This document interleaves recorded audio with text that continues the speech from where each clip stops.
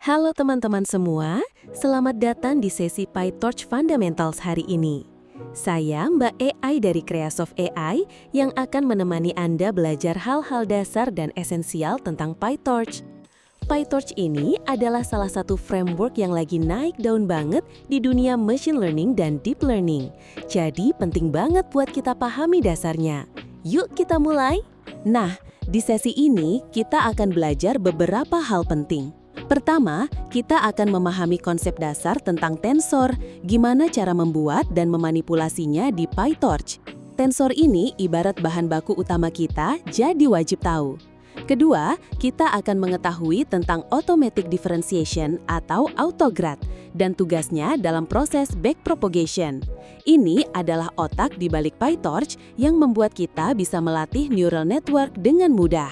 Lalu, kita juga akan mempelajari cara membuat neural network sederhana menggunakan NN.module.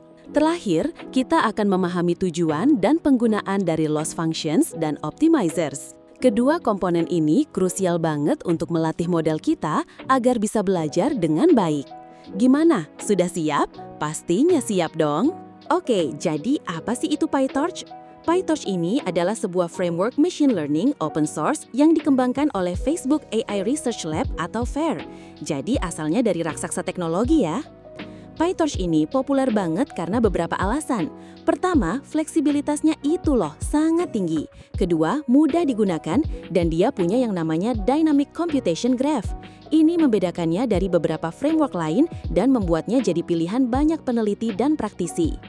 Nah, PyTorch ini digunakan secara luas oleh tim riset maupun industri untuk berbagai macam tugas deep learning, mulai dari computer vision, natural language processing, sampai ke reinforcement learning. PyTorch ini jagoannya. Fitur utamanya apa saja? Tensor computation mirip seperti NumPy, tapi dengan superpower bisa diakselerasi pakai GPU. Jadi kalau data kita banyak, GPU ini bisa bantu ngitung jauh lebih cepat. Ada automatic differentiation yang tadi sudah saya sebutkan, buat kita bisa membuat dan melakukan training neural network tanpa harus pusing-pusing menghitung turunan secara manual. Dan terakhir, ekosistemnya kaya banget dengan berbagai tools dan library pendukung, jadi kita nggak sendirian, banyak sumber daya yang bisa kita pakai. Oke, sekarang kita masuk ke komponen paling dasar, tensor. Apa itu tensor? Sederhananya, tensor adalah multidimensional array. Bayangkan saja deretan angka, tapi bisa dalam berbagai bentuk dan dimensi.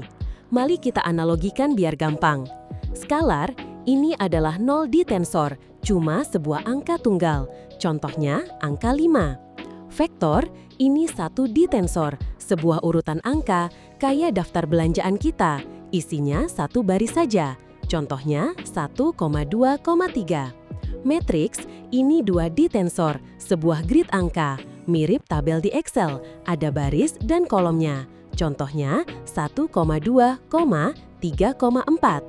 Tensor, N di tensor. Nah, ini konsep yang sama, tapi untuk dimensi yang lebih banyak. Bisa 3 dimensi, 4 dimensi, bahkan lebih. Misalnya, kalau kita punya banyak gambar berwarna, itu bisa jadi 4 di tensor. Jumlah gambar, tinggi, lebar, channel warna.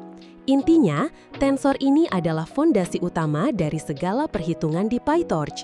Setiap data yang kita olah di PyTorch, baik itu input, output, maupun parameter model, semuanya direpresentasikan sebagai tensor. Jadi, penting banget nih kenalan sama dia. Bagaimana cara membuat tensor di PyTorch? Gampang banget kok. PyTorch menyediakan beberapa fungsi yang sangat intuitif. Torch.tensor. Ini yang paling umum, kita bisa membuat tensor dari Python list atau NumPy array. Contohnya, X sama dengan torch.tensor 1,2,3. Ini hasilnya tensor 1D. Torch.zeros. Fungsi ini membuat tensor yang isinya 0 semua. Berguna banget kalau kita butuh tensor kosong sebagai placeholder.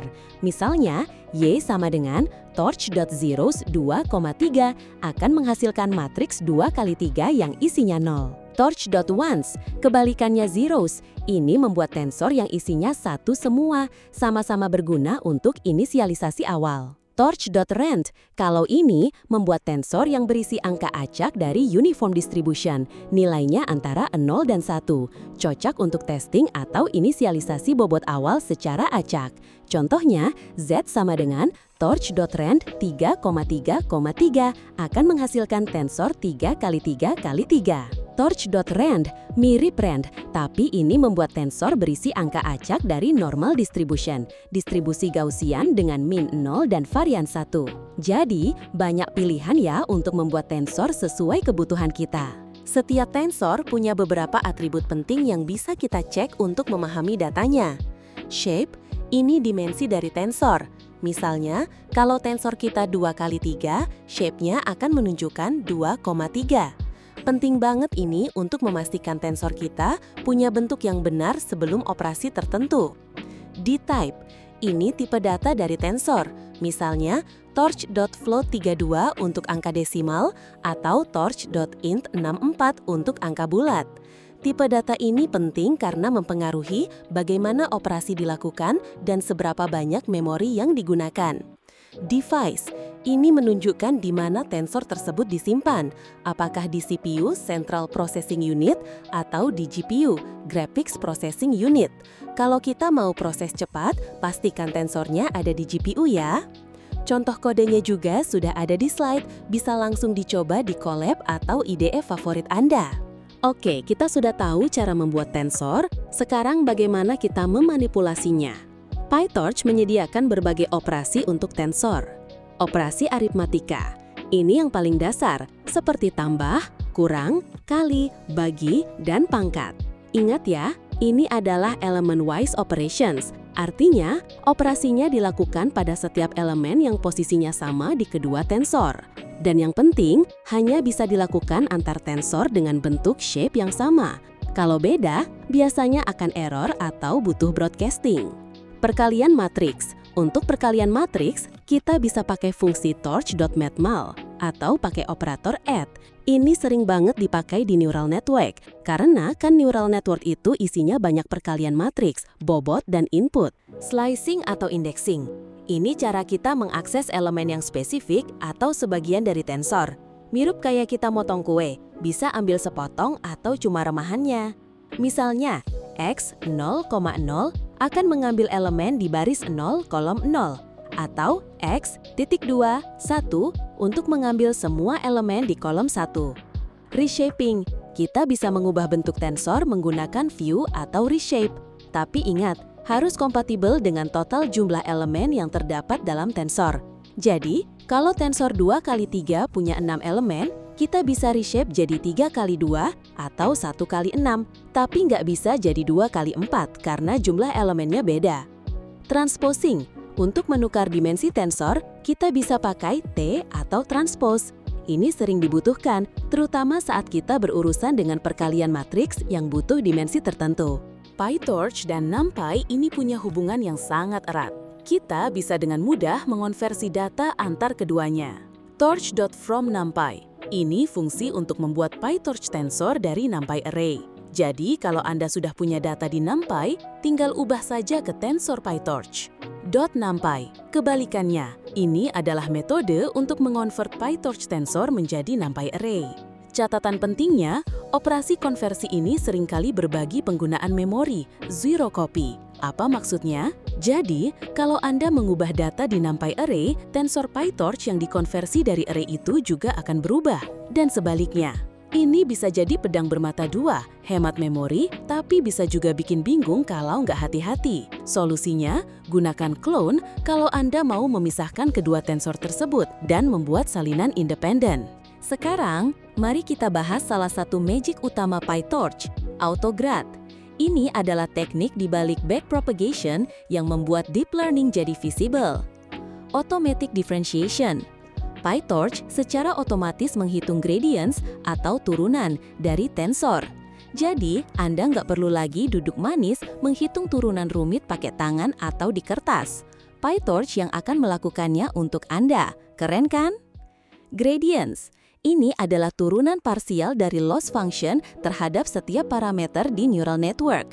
Gradients ini esensial banget untuk mengoptimalkan neural network menggunakan metode berbasis gradient seperti gradient descent.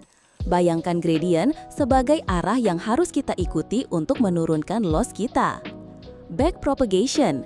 Ini adalah algoritma yang digunakan oleh gradients untuk mengupdate parameter di dalam neural network. Jadi, setelah loss dihitung, gradients dihitung dari loss itu mundur ke belakang, ke setiap lapisan di neural network. Dan gradients inilah yang dipakai untuk menyesuaikan bobot model kita. Bagaimana autograd bekerja? Kita perlu memberitahu PyTorch tensor mana yang gradients-nya perlu di-track. Requires grad sama dengan true. Ini adalah flag yang kita set untuk membuat PyTorch melakukan tracking operation pada tensor dan membuat computation graph untuk perhitungan gradient. Kalau flag ini true, PyTorch akan mencatat semua operasi yang melibatkan tensor ini. Secara default, requires grad bernilai false untuk tensor yang dibuat secara langsung. Jadi, kalau kita cuma bikin tensor biasa, dia nggak akan di-track. Nah, uniknya, requires grad akan bernilai true jika sebuah tensor dibuat dari hasil operasi di mana setidaknya satu input tensor bernilai requires grad sama dengan true. Ini yang namanya propagation. Jadi, gradient akan dihitung untuk semua tensor yang terhubung dengan tensor yang requires grad true. Lihat contoh kodenya, X sama dengan torch.tensor 2,0, requires grad sama dengan true. Di sini kita bilang ke PyTorch, tolong ya track tensor X ini. Lalu saat Y sama dengan X kali X, karena Y bergantung pada X yang di-track, Y juga akan di-track. Setelah computation graph terbentuk dan semua operasi dicatat, bagaimana cara kita menghitung gradiennya? Dot backward. Ini adalah metodenya. Kita menghitung gradient dari sebuah scalar tensor, biasanya loss, dengan seluruh tensor yang mempunyai requires grad sama dengan true. Ingat ya, backward ini hanya bisa dipanggil pada scalar tensor. Kenapa? Karena kita biasanya ingin tahu bagaimana loss yang scalar berubah terhadap parameter model yang tensor. Setelah backward dipanggil, gradient akan disimpan di dalam .grad atribut dari setiap tensor yang requires grad true dan terlibat dalam komputasi. Jadi kalau Anda mau lihat gradient dari X, tinggal panggil x.grad. Contoh di slide menunjukkan bahwa print x.grad akan menghasilkan 4. Kenapa 4? Karena Y sama dengan X kali X. Jadi, dy per dx sama dengan 2x. Karena X bernilai 2, maka 2 kali 2 sama dengan 4. PyTorch menghitungnya secara otomatis. Kita sudah tahu cara menghitung dan menyimpan gradient di atribut .grad. Sekarang, bagaimana kita mengelola gradient ini? .grad ini atribut tempat mengakses gradient dari sebuah tensor setelah memanggil metode backward. Sudah jelas ya? Torch.noGrad, nah ini penting banget. Ini adalah sebuah context manager mirip with open.python untuk menonaktifkan gradient tracking. Berguna banget saat inference atau saat kita hanya ingin menggunakan model untuk prediksi, bukan untuk melatihnya. Kenapa? Karena saat inference kita tidak sedang mengupdate parameter model, jadi tidak perlu menghitung gradient. Dengan menonaktifkan gradient tracking, kita bisa menghemat memori dan komputasi secara signifikan. Jadi model kita bisa jalan lebih cepat dan lebih ringan. Di contoh, Y masih di-track, requires grad sama dengan true, tapi Z yang dihitung dalam konteks torch.noGrad tidak di-track, requires grad sama dengan false. Ini menunjukkan bagaimana kita bisa mengontrol gradient tracking. Selain torch.noGrad, ada juga cara lain untuk melepaskan tensor dari computation graph, yaitu dengan metode .detach. .detach, metode ini membuat tensor baru yang terpisah dengan computation graph yang sudah ada. Tensor baru tersebut secara default akan memiliki requires grad false. Ini berguna ketika kita ingin melakukan operasi yang tidak harus di-track oleh autograd. Misalnya, kita ingin melakukan beberapa analisis data pada hasil antara intermediate result dari neural network tanpa perlu memperhitungkan gradiennya. Dengan .detach, kita bisa memutus hubungan tensor dari computation graph dan melanjutkannya sebagai variabel biasa. Jadi, kalau torch.noGrad itu seperti mematikan listrik sementara untuk semua operasi di dalam bloknya, .detach itu seperti mencabut satu kabel dari stop kontak, jadi hanya satu tensor itu yang terpisah. Oke, sekarang kita masuk ke bagian membangun neural network. Di PyTorch, kita membangun neural network menggunakan NN.Module, Object Oriented Approach. PyTorch mendorong kita untuk mendefinisikan neural network sebagai kelas yang mewarisi atribut dari NN.Module. Ini membuat kode kita lebih terstruktur, mudah diatur, dan bisa digunakan kembali. Init method. Ini adalah tempat untuk mendefinisikan layer, lapisan yang ingin Anda buat sebagai atribut dari kelas. Jadi, disinilah kita menggambar arsitektur jaringan kita, menentukan ada berapa layer dan jenis layernya apa saja. Forward method. Ini adalah tempat untuk mendefinisikan bagaimana input data mengalir melalui setiap layer yang sudah kita definisikan di init. Jadi, forward ini semacam jalur yang akan dilewati data dari awal sampai menghasilkan prediksi. Ketika kita memanggil model input data, sebenarnya yang terpanggil adalah metode forward ini. Salah satu layer yang paling sering kita gunakan adalah NN.Linear, yang juga dikenal sebagai Fully Connected Layer atau Dense Layer. NN.Linear ini digunakan untuk membuat sebuah fully connected linear layer. In features, ini jumlah input features atau jumlah neuron di layer sebelumnya yang akan terhubung ke layer ini. Out features, ini jumlah output features atau jumlah neuron di layer ini. Operasi yang dilakukan oleh NN.Linear ini sebenarnya adalah operasi matematika sederhana. Output sama dengan input at weight.t plus bias. At di sini adalah perkalian matriks. Weight adalah matriks bobot yang akan dipelajari oleh model. Bias adalah vektor bias yang juga akan dipelajari. Enaknya, weights dan biases ini diinisialisasi secara otomatis oleh PyTorch. Jadi, kita nggak perlu pusing-pusing inisialisasi bobot awal secara manual. Mari kita gabungkan konsep NN.Module dan NN.Linear untuk membuat neural network sederhana dengan satu hidden layer. Kita akan membuat kelas bernama SimpleNet yang mewarisi NN.Module. Di dalam metode _init, kita panggil super._init untuk menginisialisasi NN.Module induk. Lalu, kita definisikan dua linear layer, self.layer1 sebagai hidden layer pertama, dan self.layer2 sebagai output layer. Input size, hidden size, dan output size adalah parameter yang kita berikan saat membuat instance model. Di dalam metode forward self_x, x adalah input data kita. Pertama, input x melewati self.layer1. Setelah itu, kita aplikasikan fungsi aktivasi torch.ReLUX. Fungsi aktivasi ini penting untuk menambahkan nonlinearitas ke jaringan agar bisa mempelajari pola yang lebih kompleks. Terakhir, hasil dari ReLU melewati self.layer untuk menghasilkan output akhir. Kita kembalikan X sebagai output dari network ini. Ini adalah struktur dasar dari hampir semua neural network ya, sangat modular dan mudah dimengerti. Setelah kita menulis blueprint atau cetek biru neural network kita, bagaimana cara kita menghidupkannya dan menggunakannya? Pertama, buatlah sebuah instance dari network class yang telah Anda tulis. Misalnya, model sama dengan SimpleNet, input size sama dengan 10, hidden size sama dengan 5, output size sama dengan 2. Di sini, kita membuat model dengan 10 input feature, 5 neuron di hidden layer, dan 2 output feature. Kedua, masukkan input data ke dalam network untuk mendapatkan hasil prediksi. Jadi, kita bisa membuat dummy input seperti input data sama dengan torch.run 1,10. Angka 1 di sini menandakan kita punya satu sampel data dan 10 adalah jumlah feature per sampel. Lalu, tinggal panggil output sama dengan model.inputData. PyTorch secara otomatis akan memanggil metode forward yang sudah kita definisikan. Dan voila, kita dapat output prediksinya. Mudah kan? Ini proses dasar forward pass di neural network. Oke, model kita sudah bisa membuat prediksi. Tapi, seberapa bagus prediksinya? Disinilah loss function berperan. Tujuan utama loss function adalah menghitung selisih atau kesalahan antara hasil prediksi dari model dan target prediksi yang seharusnya. Label sebenarnya, semakin kecil nilai loss-nya, semakin akurat prediksi model kita. Tujuan dari training adalah meminimalisir loss function ini. Jadi, neural network belajar dengan mencoba mengurangi angka loss ini sebanyak mungkin. Tipe loss function yang umum digunakan, MSE loss, mean squared error.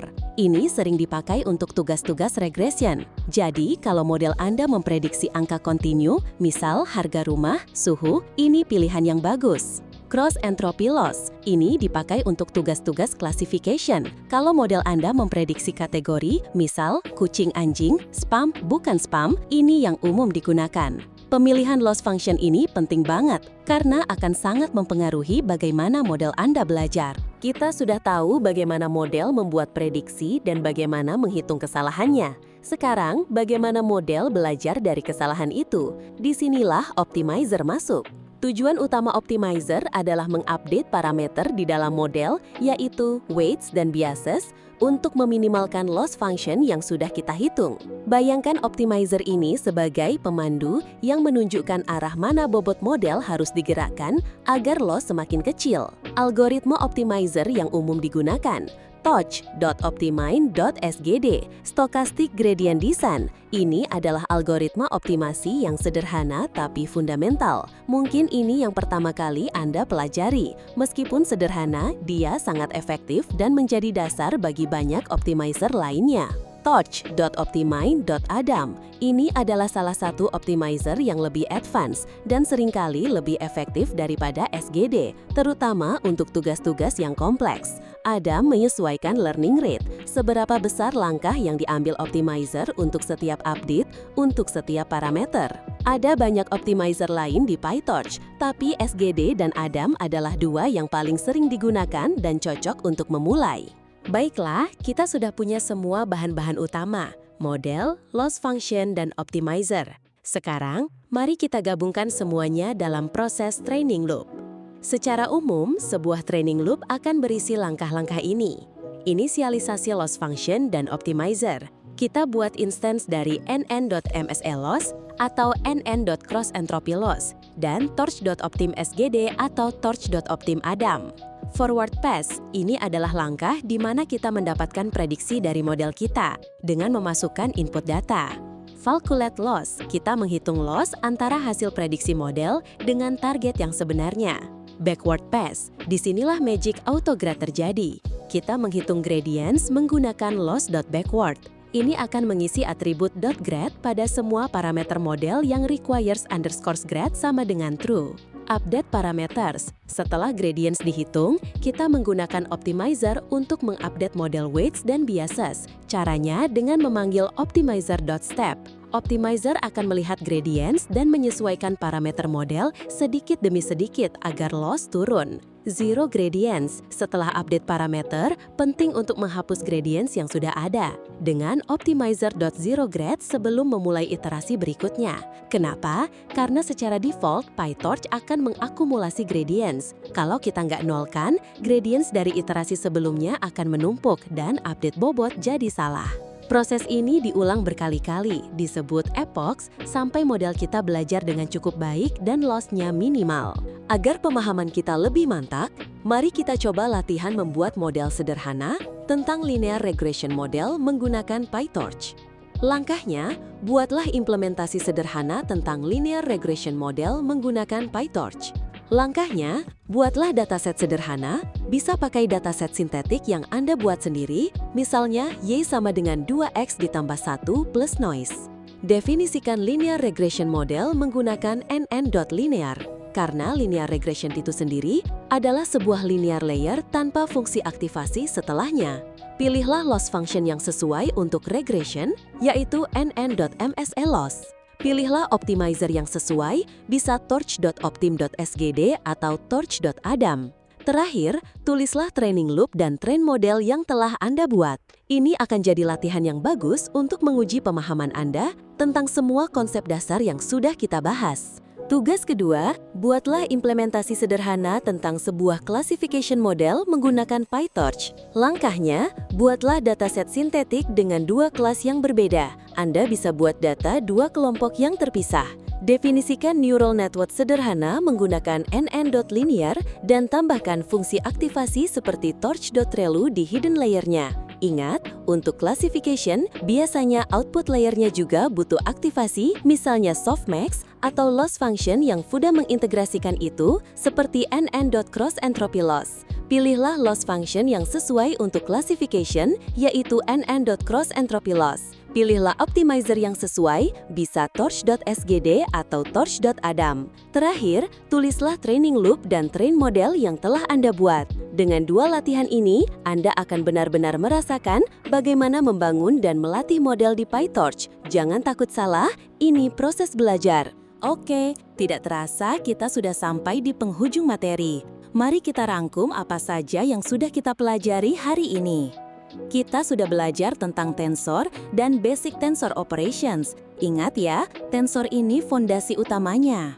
Kita memahami autograd untuk automatic differentiation yang jadi kunci backpropagation. Kita juga sudah melihat bagaimana membuat neural network menggunakan nn.module, tempat kita mendefinisikan arsitektur model. Kita kenalan dengan loss functions dan optimizers yang esensial untuk proses training. Dengan semua materi ini, Anda kini sudah memiliki fundamental yang kuat untuk menguasai PyTorch. Nah, kalau ada yang kurang jelas atau ada pertanyaan, ini saatnya untuk bertanya dan berdiskusi. Jangan sungkan ya, karena saya Mbak AI, mungkin saya tidak bisa menjawab secara interaktif langsung, tapi saya sangat berharap materi ini bisa memicu rasa ingin tahu Anda lebih jauh. Baiklah teman-teman semua, terima kasih banyak atas perhatian dan waktu Anda hari ini. Saya harap sesi PyTorch Fundamentals ini bermanfaat dan bisa menjadi bekal Anda untuk eksplorasi lebih lanjut. Sebagai informasi, topik selanjutnya yang bisa Anda pelajari adalah Working with Datasets in PyTorch. Itu akan melengkapi pemahaman Anda tentang bagaimana mempersiapkan data untuk model-model PyTorch yang lebih kompleks. Sampai jumpa di kesempatan berikutnya. Saya Mbak AI dari Creasoft AI, pamit undur diri. Selamat belajar!